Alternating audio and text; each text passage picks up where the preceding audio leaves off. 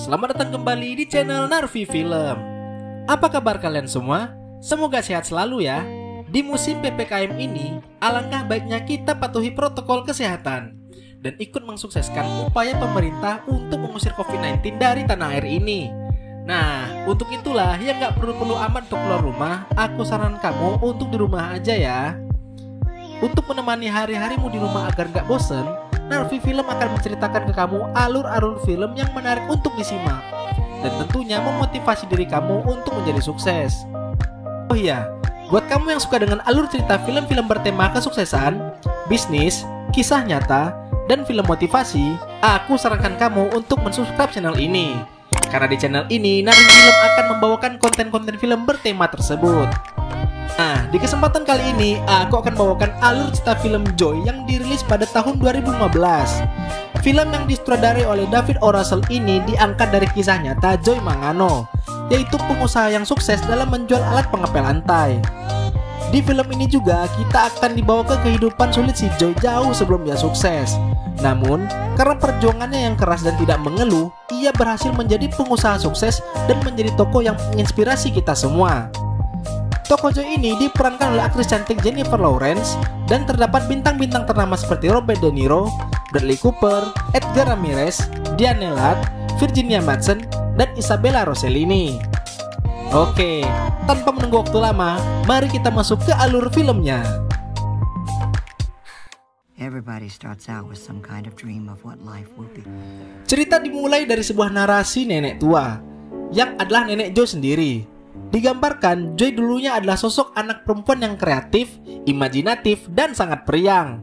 Joy kecil ini memiliki sahabat yang bernama Jackie, saudara tiri Peggy, seekor anjing bernama Mitzi, ayah dan ibu yang tentu saja menyayanginya, serta Mimi, seorang yang selalu mendukungnya dan menyayanginya, yaitu neneknya si Joy. Nah, nenek si Joy ini selalu percaya bahwa Joy akan sukses di masa depan nanti. Joy kecil gemar menciptakan sesuatu dengan tangan mungil ajaibnya. Joy kecil juga memiliki kreativitas yang tinggi. Namun, kebahagiaan Joy kecil perlahan terkikis sejak bercerainya kedua orang tuanya.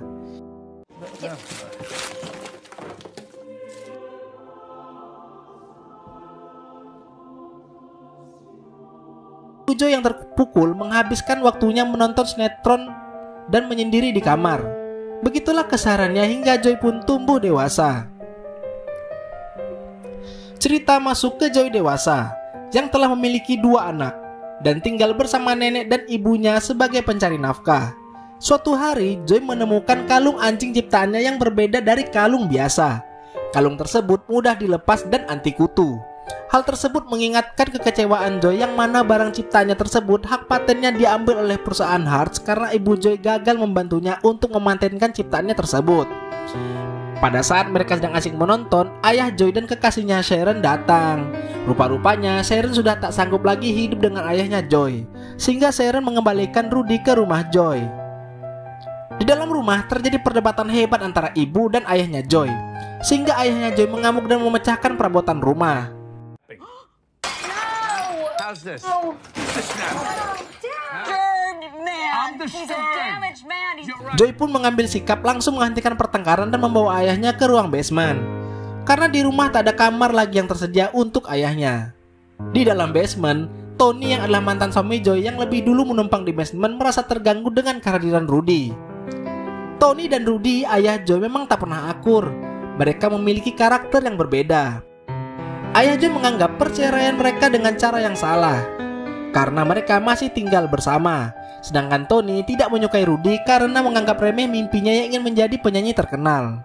Joy pun membuat batas di basement dengan tisu untuk mendamaikan mereka berdua. Rudy, you see this? This microphone here? You touch it, and I kill you. Setelah bekerja, Joy membantu mengerjakan pembukuan di bisnis bengkel ayahnya. Di sana, ia melihat ayahnya sedang asik berteleponan dengan seorang wanita janda kaya raya yang bernama Trudy. Saudarinya Peggy mengatakan kalau Sharon tak cocok dengan ayahnya, sehingga ayahnya lebih baik mencari kekasih baru yang lebih baik.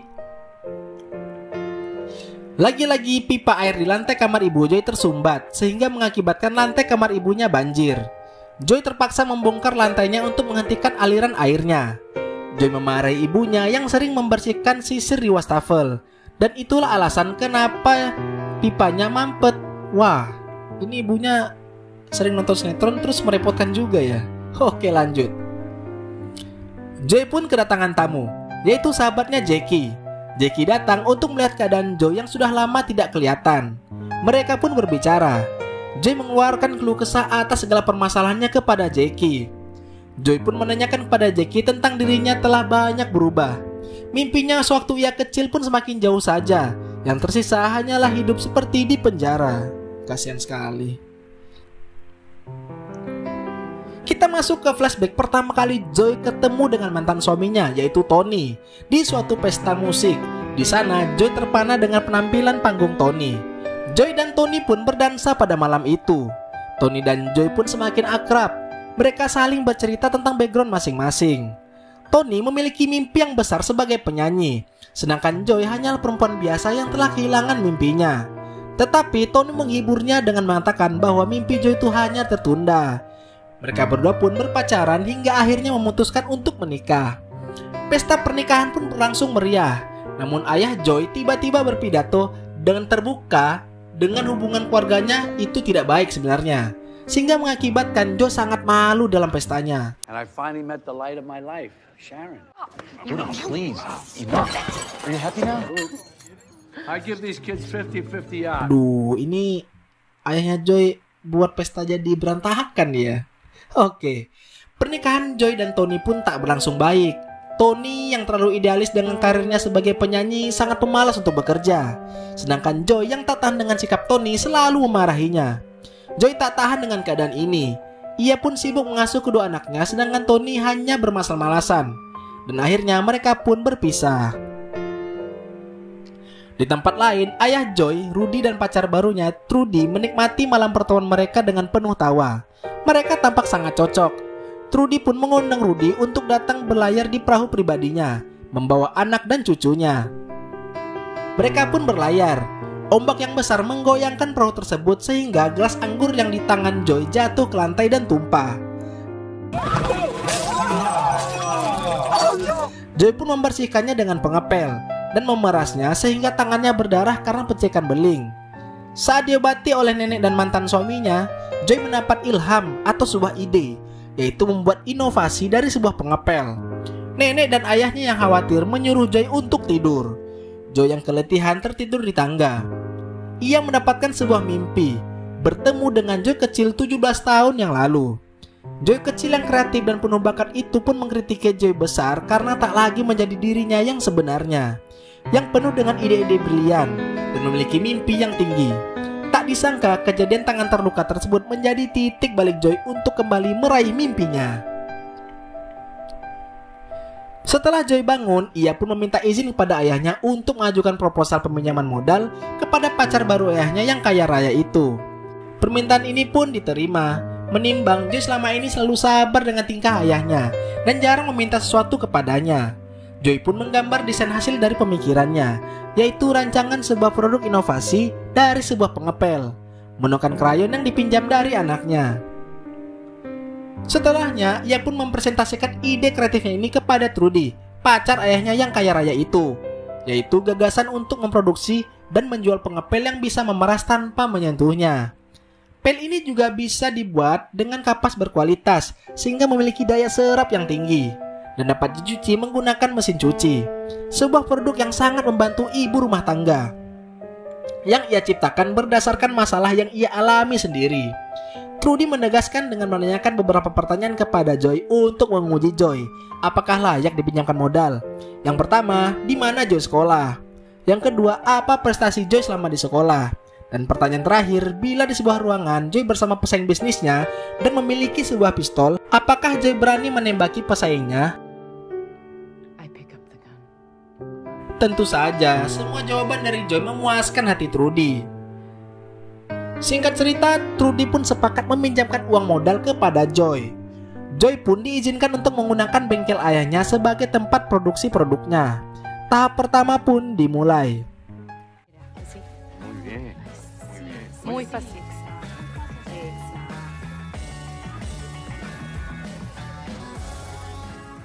I'm a little proud of you, I gotta admit it.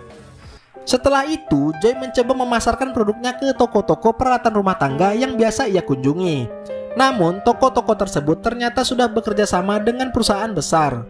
Apabila Joy ingin produknya dipampang di toko tersebut, Joy harus menawarkan produknya ke perusahaan-perusahaan besar itu terlebih dahulu. Joy pun menawarkan produknya ke sebuah perusahaan besar, namun ditolak mentah-mentah. Alasannya simpel, karena perusahaan lebih mencari produk yang dapat dia beli berkali-kali, bukan produk yang awet dan tahan lama seperti milik Joy yang sekali beli, lalu dapat digunakan dalam waktu yang lama. Tak putus asa, Joy pun mencoba jualan dengan cara tradisional, yaitu dengan berjualan di lahan parkir toko swalayan besar bernama Kmart. Namun sayangnya, tak ada yang tertarik untuk membeli produk itu. Dan barang dagangan Joy pun disita oleh polisi karena berjualan sembarangan.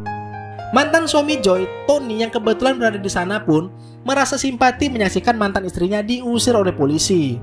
Ia pun datang menemui Joy untuk memberikan bantuan.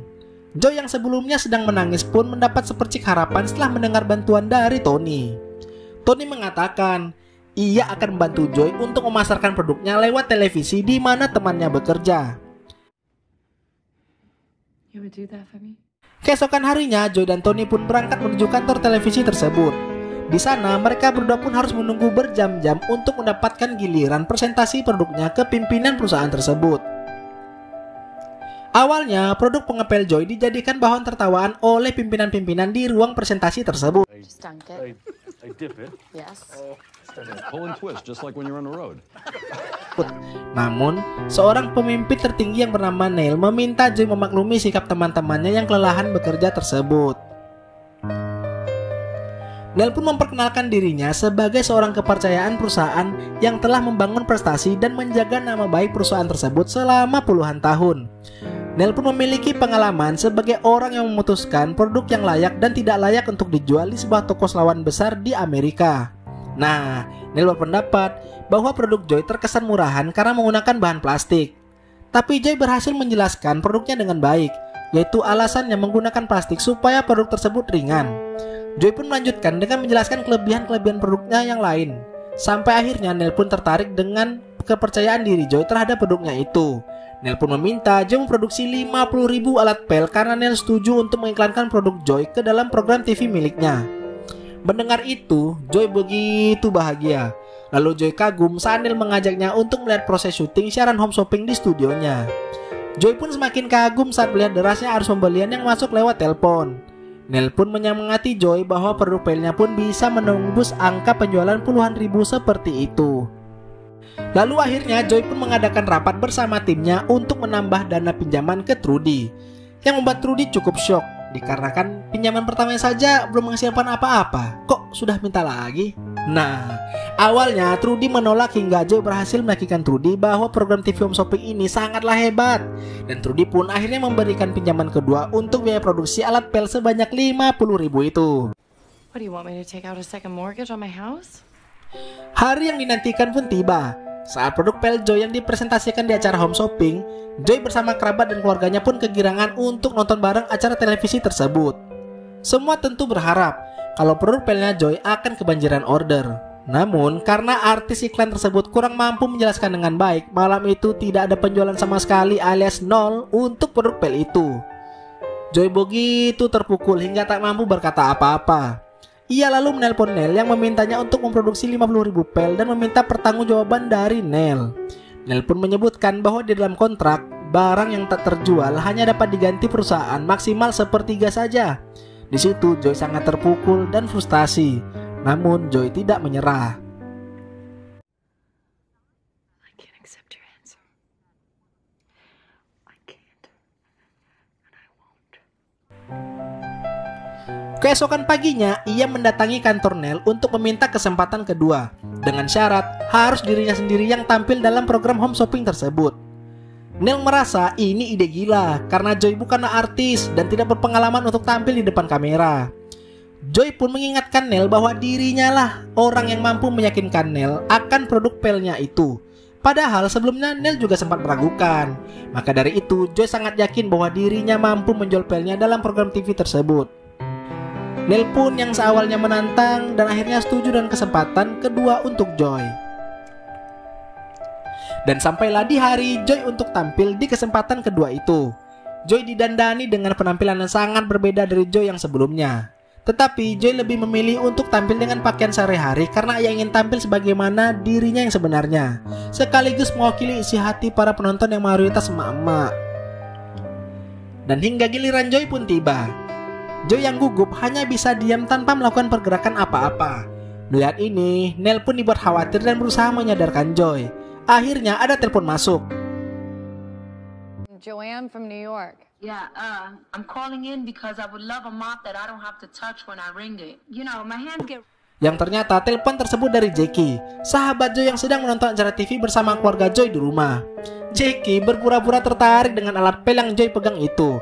Berkat telepon dari Jackie, kepercayaan diri Joy pun timbul. Dan akhirnya Joy mampu mempresentasikan produknya dengan baik. Hingga akhirnya mereka yang di studio mendapatkan banyak telepon berdering. 9,000. This is very stressful. Single day from my heart.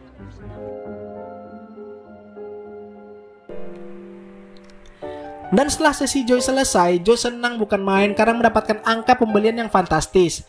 Ia pun memeluk Nel untuk mengungkapkan rasa terima kasihnya. Hari-hari pun berlalu. Penjualan alat pay Joy semakin meningkat. Pada saat proses syuting yang kesekian kali, Joy mendapatkan kabar bahwa neneknya telah meninggal. Joy pun merasa sangat syok karena neneknya lah satu-satunya orang yang percaya bahwa Joy akan menjadi perempuan hebat. Ya, neneknya telah meninggalkan dirinya. Keesokan harinya setelah pemakaman, Joy mendapatkan kabar bahwa pabrik tempat ia memproduksi alat pel itu telah secara sepihak menaikkan harga produksinya. Keesokan harinya, Joy mendatangi pabriknya tersebut di California. Joy pun menyampaikan protes ke manajer pabrik yang seolah-olah memeras dirinya saat dia tahu alat Joy semakin laku keras. Joy pun lalu meminta melihat ruang di mana desain pelnya itu diproduksi, tetapi malah dilarang. Aneh gak sih guys?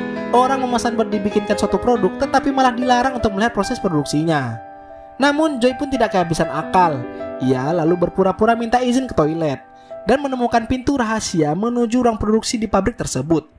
Melalui ruang ventilasi, dan betapa terkejutnya dia bahwa pabrik itu malah mengklaim hak paten atas desain pel yang Joy buat.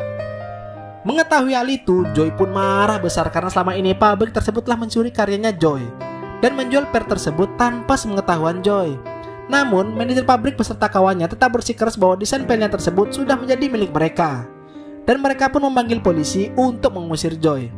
Singkat cerita, Joy mendapatkan tuntutan atas setiap penjualan pelnya di mana pelnya itu dianggap desain dari pabrik tersebut.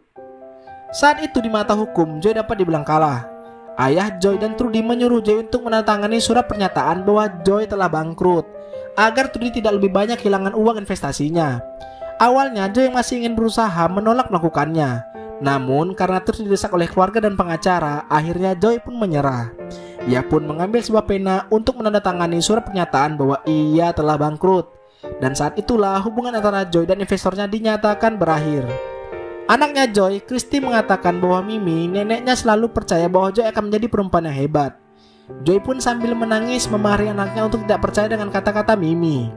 Joy pun menangis sekencang-kencangnya karena ia telah mempertaruhkan segalanya termasuk menjadikan rumahnya sebagai jaminan peminjaman modal. Stupid idea!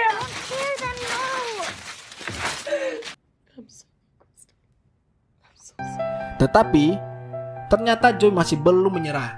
Ia memotong rambutnya sebagai tanda ia akan berubah menjadi pebisnis yang lebih kuat.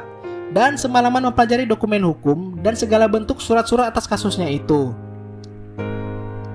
Keesokannya, Joy pergi seorang diri untuk menemui pemilik pabrik di sebuah hotel di kota Dallas. Pria pemilik pabrik itu mengatakan, di situasi di mana hanya ada Joy dan dirinya, bisa saja ia membunuh Joy dan dianggap kalau Joy bunuh diri karena depresi karena bangkrut. Mendengar ancaman tersebut, Joy tidak gentar sama sekali. Joy lalu dengan tangan membongkar trik-trik penipuan yang dilakukan pemilik pabrik itu dan menjelaskan bahwa ada perbedaan desain miliknya dan milik pabrik tersebut. Dan ternyata tanggal pendaftaran desain Joy lebih dulu sebelum tanggal pendaftaran desain dari pabrik di Hong Kong. Itu artinya pemilik pabrik dapat diancam sebagai pencurian ide dan penipuan. Semua perkataan Joy yang sangat detail itu membuat pemilik pabrik ketakutan dan berniat mengembalikan uang denda yang telah Joy setor sebelumnya sebesar $50,000. Ia pun meminta maaf dan akan menambahkan 50.000 dolar lagi beserta bunga agar Joy tidak melanjutkan kasus ini. Joy pun tersenyum menang dan ia mengatakan tidak akan melanjutkan kasus itu asal pemilik pabrik bersedia menandatangani surat pernyataan yang telah Joy siapkan. Dan akhirnya Joy pun menang. Hak paten alat pengepel itu sepenuhnya menjadi milik Joy. Dan Joy pun sudah tidak terikat lagi dengan investornya Trudy. Itu artinya segala keuntungan dari penjualan alat pel milik Joy tanpa harus dibagi dengan Trudy.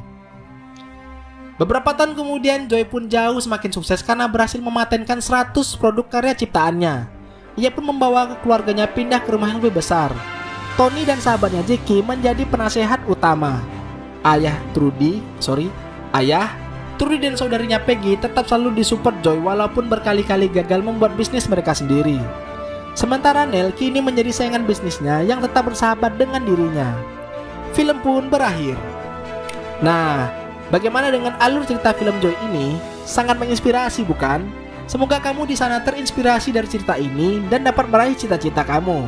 Dan jika kamu suka dengan alur cerita film seperti ini dan mau kami ceritakan film inspiratif lainnya, jangan lupa untuk subscribe channel Narfi Film dan nyalakan loncengnya. Terima kasih telah menyimak video ini sampai selesai. Sampai jumpa lagi di video selanjutnya.